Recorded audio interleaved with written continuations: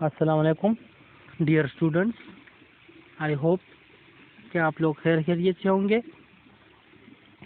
ये chapter number 2 cells का topic है cell division and reproduction. The multiplications of cells is called cell division. The multiplications of the body tissue cell is essential for the body growth. The cell is division is of two types. जिस तरह हमने पहले भी पढ़ा था कि sales growth करता है, तो सेल्स बेसिकली जो ग्रोथ करता है वो सेल डिविजन्स पे करता है और इसी से हमारे बॉडी ग्रोथ करती है। जिस तरह आप लोग देखें, बच्चा होता है, इन्फेंट न्यू बॉर्न होता है, फिर इन्फेंट्स होता है, फिर चाइल्ड होता है, फिर एडल्ट में जाता है, फिर उस तरह बढ़ता है। एक स्पेसिफिक टाइम के हद तक उनकी बॉडी ग्रोथ करती है।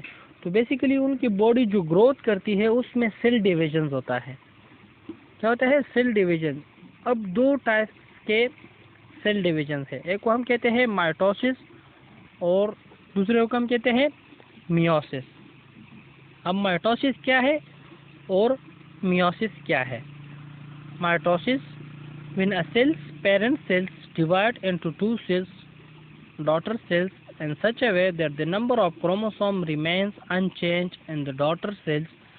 This type of division is called mitosis. Mitosis occurs in all body cells, somatic cells except sex organs या germ cells.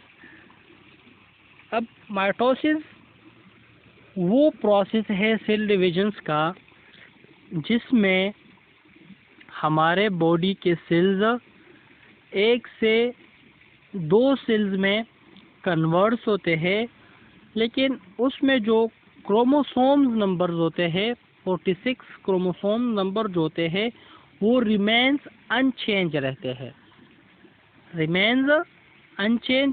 रहते हैं थ्रू आउट द बॉडी। जितने भी सोमेटिक सेल्स होते हैं, दो किस्म के सेल्स होते हैं बॉडी में, एक को हम सोमेटिक सेल कहते हैं, दूसरे को हम जर्म सेल्स कहते हैं या सेक्स सेल्स कहते हैं। 23 पेयर्स ऑफ क्रोमोसोम्स हम माँ की तरफ से लेते हैं और 23 पेयर्स ऑफ क्रोमोसोम्स हम बाप की तरफ से लेते हैं। उसमें जो 23rd नंबर क्रोमोसोम्स होता है उसके ऊपर 6 जीन कोटेड होता है और बाकी जो 23 पेयर्स ऑफ क्रोमोसोम्स होते हैं वो सोमेटिक सेल्स होते हैं।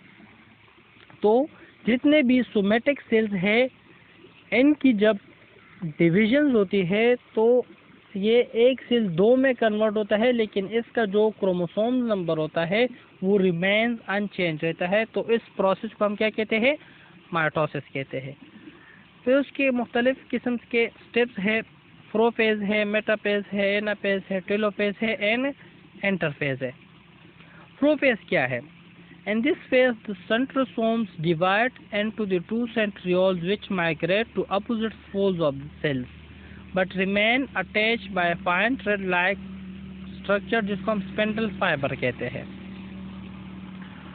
आप लोगों नीचे अगर डायग्राम को देखें तो ये सेंट्रोसोम्स है, ये opposite poles of the cells की तरफ माइग्रेट्स करता है, लेकिन ये आपस में अटैच रहते हैं थ्रू स्पेंडल फाइबर। उसके बाद क्या होता है? Metaphase. The nuclear membrane disappear and chromosomes arrange themselves at the centre of the cell and are attached to the spindles of the centrosomes at opposite poles of the cells. Metaphase में क्या होता है? जो nuclear membranes होती है, जो nuclear materials होते हैं जिसके अंदर प्रेजेंट होते हैं, फर्स्ट ऑफ ऑल मेटाफेज में न्यूक्लियर मेम्ब्रेन डिसअपीयर होता है। फिर उसके अंदर आपको पता है कि क्रोमोसोम्स प्रेजेंट होते हैं। वो क्रोमोसोम्स उस स्पाइंडल फाइबर्स में अपने आप को क्या करता है? रीअरेंज करता है और उस स्पेंडल फाइबर के थ्रू अटैच होते हैं। सही है? आप लोगों अगर पिक्चर्स को देखें तो क्रोमोसोम देखें अरेंज हो गए और स्पेंडल फाइबर के थ्रू अटैच है।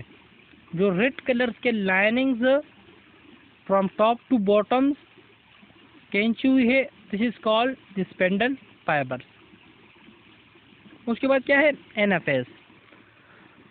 The centrosome divides and the two identical chromosomes move apart.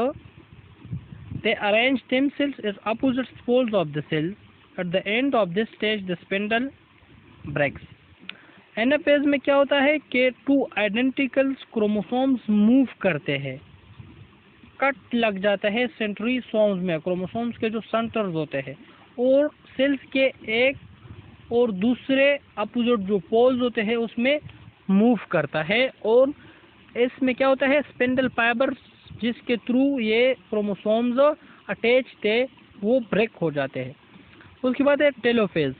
The nuclear membrane enclose the two groups of chromosomes, the spindle fibre disappear and construction develop around the middles of the cells. Telophase में क्या होता है, nuclear membrane जो है वो जो chromosome divide हुए हैं उनको एनक्लोज करते हैं, और बेसिक उनको एनक्लोज करते हैं और कंस्ट्रक्शंस डेवलप होता है, वो सेल्स दरमियान में से कंस्ट्रक्शन उसकी शुरू होती है। आप लोग अगर एग्जामाइन करें टेलोफेज को, तो टेलोफेज को देखें, क्रोमोसोम्स अपोजिट पोल्स पे न्यूक्लियर मेम्ब्रेन ने एनक्लोज कर दिए और दरमियान में से वो कंस्ट्रक्शन शुरू हो गई। उसके बाद है interphase. The construction of the cytoplasm increase until the cell divides and the two daughter cells enter phase stage।